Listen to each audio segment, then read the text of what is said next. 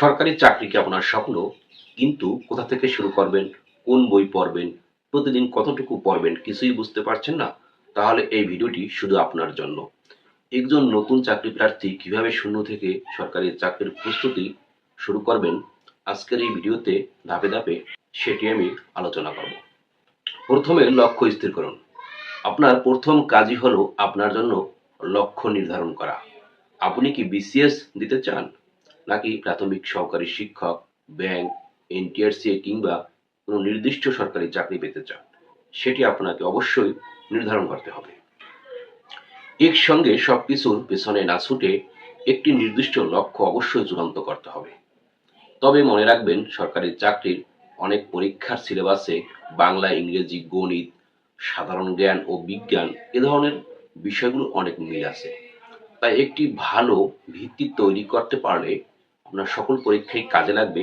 তবে নির্দিষ্ট লক্ষ্য অনুযায়ী চলা খুবই জরুরি। এবার দ্বিতীয় বিষয় হলো সিলেবাস ও প্রশ্নের ধরন বুঝুন। শুধু বই খুলে পড়া শুরু করলেই হবে না। প্রথমে সংশ্লিষ্ট পরীক্ষার যে অফিসিয়াল সিলেবাস ও নিয়োগ বিজ্ঞপ্তি সেটি আপনাকে দেখতে হবে। তারপর বিগত বছরের প্রশ্ন সংগ্রহ করুন। বিগত প্রশ্ন আপনাকে বলে দেবে কোন বিষয় থেকে বেশি প্রশ্ন আসে, কোন অধ্যায় খুব বেশি গুরুত্বপূর্ণ, আর প্রশ্নের ধরন কেমন। এবার আসি একেবারে নতুন হলে কি পড়বেন। নতুনদের জন্য সবচেয়ে ভালো পদ্ধতি হলো বেসিক শক্ত করা। প্রথমে বাংলা ব্যাকরণের মৌলিক বিষয়, ইংরেজির বেসিক যে গ্রামার সেটি শিখতে হবে, গণিতের প্রাথমিক যে ধারণা সেটি নিতে হবে, আর শিখতে হবে সাধারণ জ্ঞানের যে গুরুত্বপূর্ণ বিষয়গুলো আছে সেগুলো। একদিন খুব বেশি কিছু পড়বেন, আবার দুদিন পড়বেন না, এরকম অবশ্যই করা যাবে না। আপনার পড়ার রুটিন কেমন হবে? আপনার হাতে যত সময় থাকুক একটি বাস্তবসম্মত নির্দিষ্ট রুটিন অবশ্যই ফলো করতে হবে। উদাহরণ হিসেবে সকালে আপনি ইংরেজি পড়তে পারেন, তারপর পড়েন বাংলা, দুপুরে গণিত, রাতে সাধারণ জ্ঞান এবং দিনের যে বিষয়গুলো পড়েন সেগুলো আবার রাতে রিভিশন দিতে পারেন। আপনি যদি প্রতিদিন 3 ঘন্টা সময় পান সেটি যথেষ্ট। বেশি সময় পেলে আরো ভালো। আরেকটি গুরুত্বপূর্ণ কথা হলো, আপনি 5 দিনে 7 দিনের পড়া পরে শেষ করলেন, বা 2 দিনে 7 দিনের পড়া শেষ করলেন, আবার 3 দিন পড়লেন না, এরকমটি করা যাবে না। পঞ্চম বিষয়, শুধু পড়বেন না, প্রশ্ন সমাধান করবেন।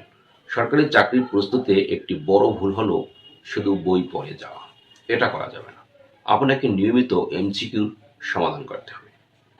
একটি অধ্যায় পড়ার পর সেই অধ্যায়ের প্রশ্ন সমাধান করা খুবই ভালো। আর চেষ্টা করবেন সপ্তাহে অন্তত একটি মডেল টেস্ট দিতে। ষষ্ঠ বিষয় হলো ভুলের খাতা তৈরি করুন। এটি অত্যন্ত গুরুত্বপূর্ণ একটি বিষয়। সেটি হলো ভুলের খাতা। যে প্রশ্নগুলো ভুল হচ্ছে বা উত্তর আপনার বুঝতে সমস্যা হচ্ছে সেগুলো নোট করে রাখবেন। তাহলে পরীক্ষার আগ পর্যন্ত যতগুলো নোট তৈরি হবে সেটি হবে পরীক্ষার আগে আপনার একটা রিভিশনের জন্য খুব চমৎকার ম্যাটেরিয়াল। সপ্তম বিষয় হলো মোবাইলকে শত্রু নয়, কাজে লাগান। অনেকেই বলবে মোবাইল থেকে দূরে থাকুন। আসলে এই যুগে মোবাইল থেকে দূরে থাকা সম্ভব না। আবার মোবাইলের মাধ্যমে আপনি যাতে ক্ষতিগ্রস্ত না হন সেদিকেও খেয়াল রাখতে হবে। তবে মোবাইলকে আপনি কাজে লাগাতে পারেন। অনলাইনে ভালো মানের ক্লাস আছে, সেগুলো দেখতে পারেন, এমসিকিউ অনুসরণ করতে পারেন এবং গুরুত্বপূর্ণ নোট সম্পর্কে আপনি অবশ্যই অনলাইনে ভালো ভালো তথ্য পাবেন। তবে সারাদিন পড়ার চেয়ে মোবাইল নিয়ে বা মোবাইলে এসব তথ্য খোঁজাও বোকামি। বেশি পড়বেন, মাঝে মাঝে মোবাইল থেকে সহায়তা নেবেন। অষ্টম একটি গুরুত্বপূর্ণ বিষয় হলো কারেন্ট যে তথ্যগুলো, মানে সাম্প্রতিক তথ্য কিভাবে পড়বেন, কতটুকু পড়বেন। এই সাম্প্রতিক তথ্য খুব বেশি পড়া যাবে না, আবার একদম না পড়াও যাবে না। পড়তে হবে, গুরুত্বপূর্ণ বিষয়গুলো বুঝতে হবে। কিছু মডেল টেস্ট এবং পরীক্ষার প্রশ্ন দেখলে বুঝতে পারবেন যে কোনগুলো আপনার পড়তে হবে। একটা ধারণা তাহলে তৈরি হয়ে যাবে। এবার আসি নবম বিষয়, প্রস্তুতি কতদিনে শেষ হবে। আসলে এই প্রশ্নের কোনো নির্দিষ্ট উত্তর নেই। কারোর জন্য অল্প সময় যথেষ্ট, কারোর জন্য বেশি সময়ও যথেষ্ট নয়। আপনার প্রস্তুতির সময় নির্ভর করবে আপনার বেসিক কতটুকু শক্তিশালী, পড়ার সময়, ধারাবাহিকতা, মনোযোগ এগুলোর উপর নির্ধারণ করে। তবে আপনাকে ধৈর্য ধরে এগিয়ে যেতে হবে, তাহলে এক সময় শেষ হতে বাধ্য। শেষ কথা, সরকারি চাকরির প্রস্তুতিতে সবচেয়ে গুরুত্বপূর্ণ বিষয় শুধু মেধা নয়, ধৈর্য, ধারাবাহিকতা ও সঠিক পরিকল্পনা। প্রথম দিনেই সবকিছু শিখে ফেলা যায় না। আজ একটি অধ্যায় শেষ করুন, কাল আরেকটি। এভাবে একসময় শেষ হয়ে যাবে। মনে রাখতে হবে, স্বপ্ন শুধু দেখলেই হবে না। আপনার স্বপ্ন পূরণের জন্য প্রতিদিন আপনাকে পড়তে হবে, কষ্ট করতে হবে, ধৈর্য ধারণ করতে হবে, শিখতে হবে।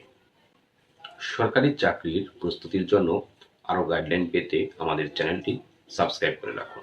তাহলে আশা করি ভালো ভালো তথ্য পাবেন এবং আপনার প্রস্তুতি আরও সুন্দর হবে। ধন্যবাদ সবাইকে।